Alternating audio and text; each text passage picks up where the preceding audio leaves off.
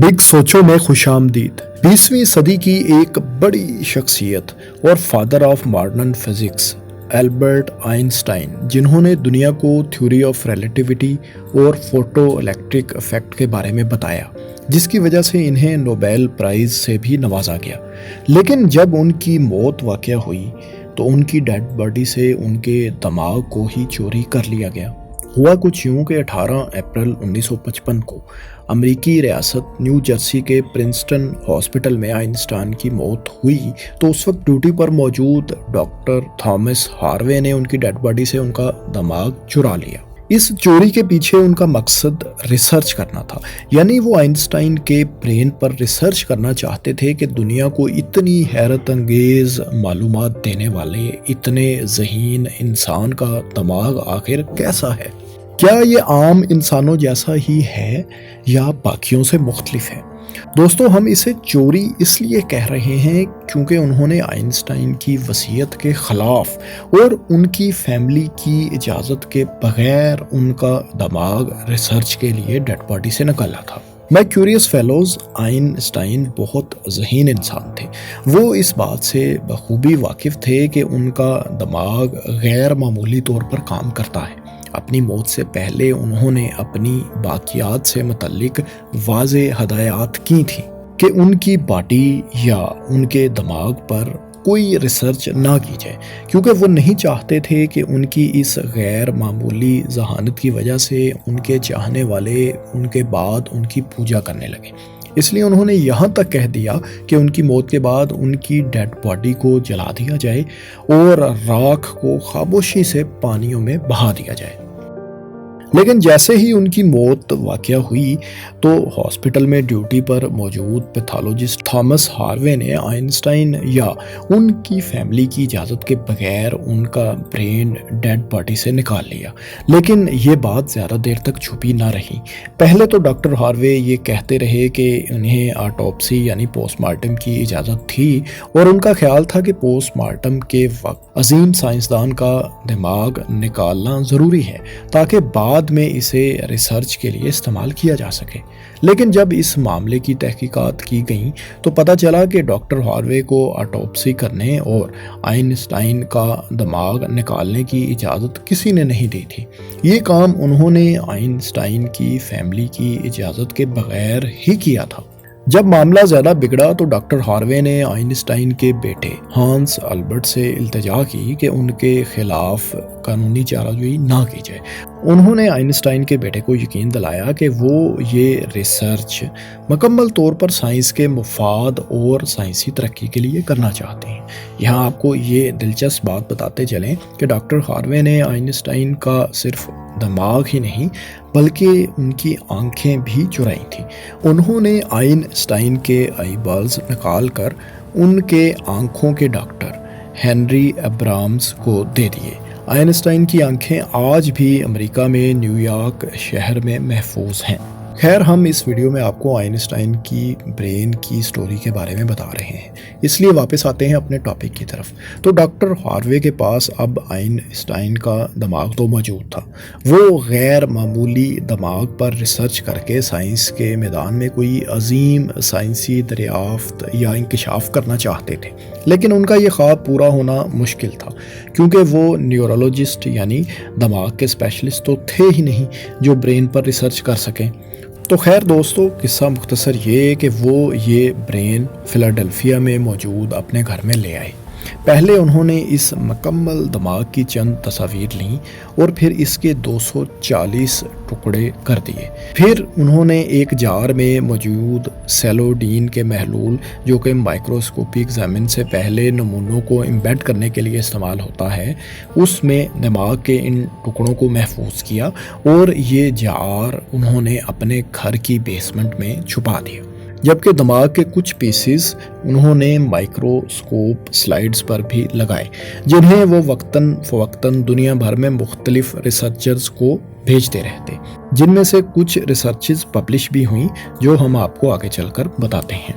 لیکن پہلے doctor Harvey کی کہانی مکمل طور پر سن لیں کہ وہ اس برین کے ساتھ کہاں کہاں گھومتے رہے۔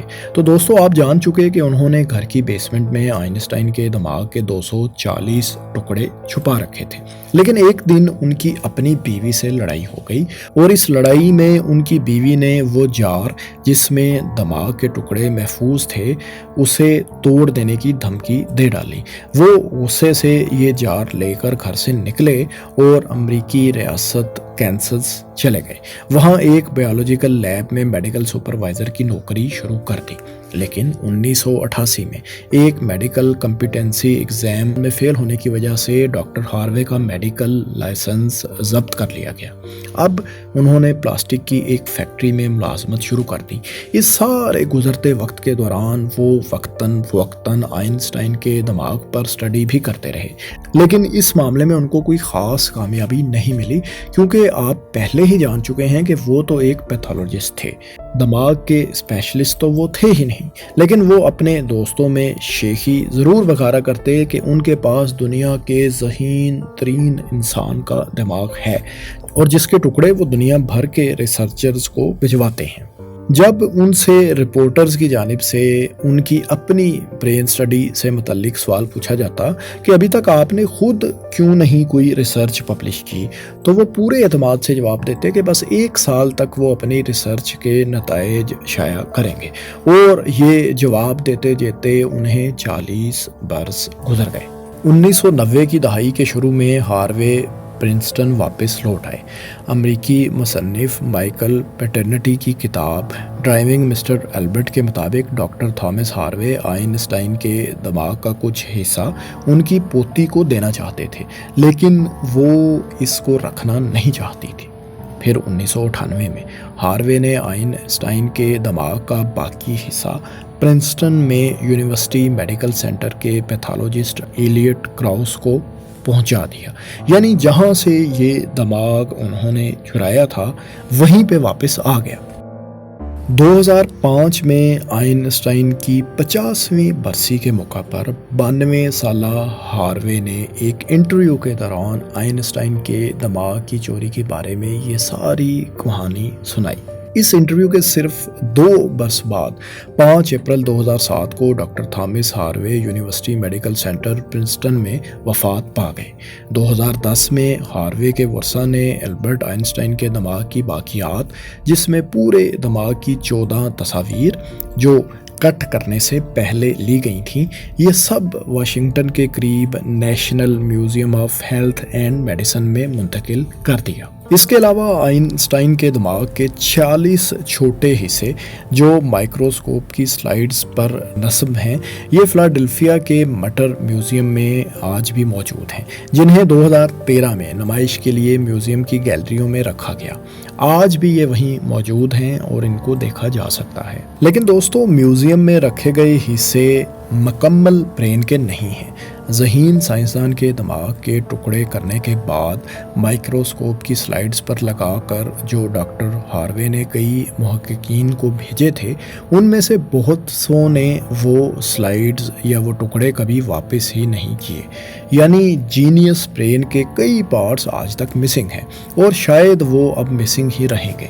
خیر مائی کیوریس فیلوز، آپ کے دماغ میں یہ سوال آ رہا ہوگا کہ عظیم سائنسدان کے دماغ کے 240 ٹکڑے جس سوال کا جواب جاننے کے لیے کیے گئے تھے، اس کا جواب آخر کیا ملا؟ کیا سچ میں آئنسٹائن کا برین باقی انسانوں سے مختلف تھا؟ تو دوستو، ڈاکٹر ہاروے نے آئنسٹائن کے دماغ کی جو تصاویر اور نمونے تقسیم کیے، ان کے بارے میں کئی سٹڈیز پبلش ہوئیں۔ ان میں سب سے پہلے جو تحقیق شائع ہوئی وہ 1985 میں تھی۔ 1985 میں ڈاکٹر ہاروے نے کیلیفورنیا کے کچھ ریسرچرز کے ساتھ مل کر آئنسٹائن کے دماغ کا پہلا مطالعہ شائع کیا، جس میں دعویٰ کیا گیا کہ ان کے برین میں 2 قسم کے خلیات، نیورونز اور گلیا کا غیر معمولی تناسب ہے۔ اس کے بعد 1999 میں کینیڈا کی میک ماسٹر یونیورسٹی کی ایک ٹیم نے آئنسٹائن کے برین پر ایک سٹڈی شائع کی۔ انہوں نے مکمل برین کی تصاویر کو دیکھتے ہوئے یہ بات نوٹ کی کہ آئنسٹائن کے پیریٹل لوبز جس کا فنکشن دیکھنے، سننے، محسوس کرنے اور میتھمیٹیکل سکلز یعنی حساب کتاب سے متعلق ہے، وہ آئنسٹائن کے برین میں عام پیریٹل لاب سے 15% زیادہ چوڑا تھا، یعنی باقی انسانوں سے 15% زیادہ چوڑا تھا آئنسٹائن کے دماغ کا یہ حصہ۔ اس کے علاوہ بے شمار ریسرچز کی گئیں جن کے نتائج وقتاً فوقتاً پبلش ہوتے رہے، لیکن اس ایک ویڈیو میں ہر ایک اسٹڈی الگ الگ بتانے سے زیادہ کمپلیکس معاملہ یہ ہو جائے گا، آپ کے لیے سمجھنا بھی مشکل ہوگا۔ اس لیے ہم آسان الفاظ میں مختصراً آپ کو بتاتے ہیں کہ کیسے آئنسٹائن کا دماغ دوسرے انسانوں سے مختلف تھا۔ تو مائی کیوریس فیلوز آئنسٹائن کے برین پر جو اسٹڈیز پبلش ہوئیں ان میں بتایا گیا کہ ان کا دماغ عام انسانوں سے کافی مختلف تھا۔ یہ اسکرین پر دیکھیں، یہ انسانی دماغ آپ کو 2 حصوں میں تقسیم نظر آ رہا ہے، ایک رائٹ برین اور ایک لیفٹ برین۔ ہماری باڈی کی لیفٹ سائڈ کو رائٹ برین کنٹرول کرتا ہے اور رائٹ سائڈ کو لیفٹ برین کنٹرول کرتا ہے، لیکن ایسا نہیں ہے کہ یہ الگ الگ فنکشن کرتے ہیں۔ اصل میں پورا دماغ مل کر ہی کام کرتا ہے، اس کے سارے پارٹس آپس میں کنیکٹڈ ہوتے ہیں۔ رائٹ اور لیفٹ برین کو جو حصہ آپس میں ملاتا ہے اسے کارپس کولوسم کہتے ہیں، یعنی کارپس کولوسم کے ذریعے برین کے دونوں حصے آپس میں کمیونیکیٹ کرتے ہیں۔ آئنسٹائن کے دماغ میں یہی پارٹ باقی انسانوں کے برین سے مختلف تھا اور یہ عام انسانوں کے مقابلے میں زیادہ بڑا تھا، یعنی آئنسٹائن کے رائٹ اور لیفٹ برین کے درمیان کمیونیکیشن عام انسان کی نسبت زیادہ اسٹرانگ تھی۔ اس کے علاوہ ان کے دماغ کی شیپ بھی باقی انسانوں سے کچھ مختلف تھی اور اس میں نیورونز کی تعداد بھی عام انسانوں سے زیادہ تھی، جس کی وجہ سے ان کی میتھمیٹیکل کیلکولیشن کی پاور انتہائی اسٹرانگ تھی۔ لیکن آپ کو ایک دلچسپ بات یہ بھی بتاتے ہیں کہ کارپس کولوسم کا سائز اور نیورونز کی تعداد تو آئنسٹائن کے دماغ کی زیادہ تھی، لیکن ان کا دماغ عام انسانی دماغ سے سائز میں چھوٹا تھا۔ جی ہاں دوستو، جب آئنسٹائن کے دماغ کا وزن کیا گیا تو یہ عام انسانی دماغ کے مقابلے میں تھوڑا سا کم وزنی تھا۔ آئنسٹائن کے برین کا وزن 1230 گرام یعنی تقریباً 2.7 پاؤنڈ تھا، جبکہ عام انسان کے دماغ کا وزن عام طور پر 1400 گرام یا 3 پاؤنڈ کے لگ بھگ ہوتا ہے۔ مائی کیوریس فیلو، یہ تھی جینیس فزسٹ آئنسٹائن کے برین کی کہانی جو آپ نے ہم سے جانی۔ ہمیں کمنٹس میں ضرور بتائیے کہ آپ کو یہ کہانی کیسی لگی۔ شکریہ۔